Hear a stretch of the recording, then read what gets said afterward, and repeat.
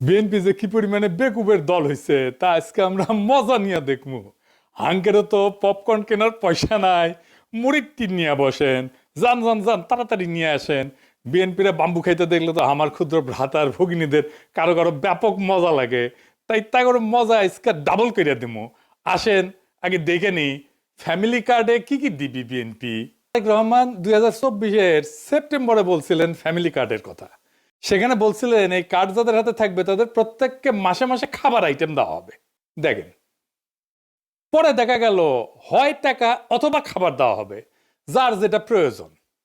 এই প্রসঙ্গে আমরা পরে আসিচ্ছি, এক এক করে আমরা দেখব। তো কি দেওয়া হবে তাহলে? ফ্যামিলি কার্ডের আওতায় প্রত্যেকটা পরিবার মাসে 2000 থেকে 2500 টাকা অথবা সমমূল্যের খাদ্য সহায়তা পাবে।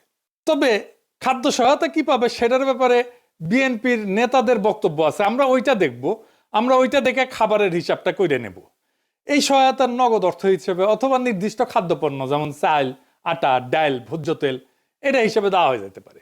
তো আমরা এই যে এটার একটা হিসাব কেজি ধরে করে দিছে এক বিএনপির নেতা, আমরা সেটা দেখেই হিসাব করব।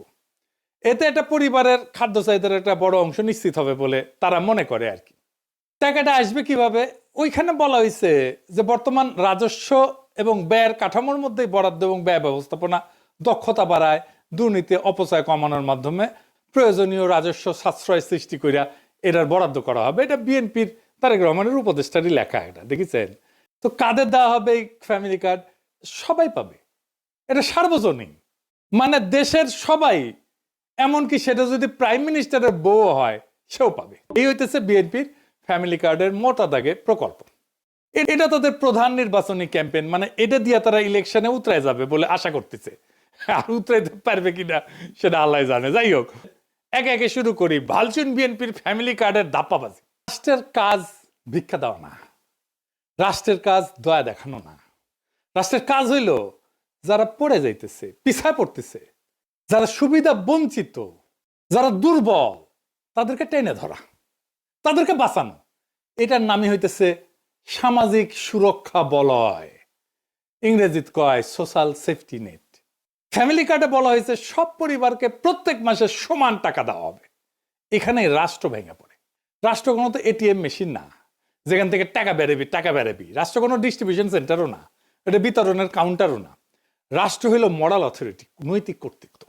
রাষ্ট্রকে সিদ্ধান্ত নিতে হয় কে সবচেয়ে বিপদে, কে আজিব ধৈসা পড়বে, কে সবচেয়ে দুর্ভাগ্যের মধ্যে আছে, কে পিছায় পড়ছে, কাকে না ধরলে সমাজ ভেঙে যাবে, কাকে না বাঁচাইলে চলবে না। ফ্যামিলি কার্ড বলে এই বিচার আমি করব না, সবাইকে সমান দিতে হবে সমাজতন্ত্র। এইটা হইতেছে পলিসি ফেলিয়ার, মরাল কোলাপস, নৈতিক পতন।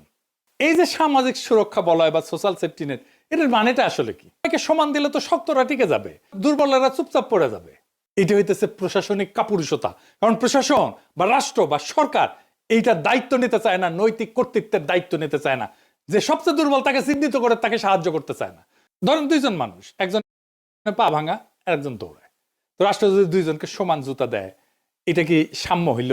এটা তো বৈষম্য, এটা তো জাস্টিস না, এটা তো ন্যায় বিচার না, এটা ইনসাফ না।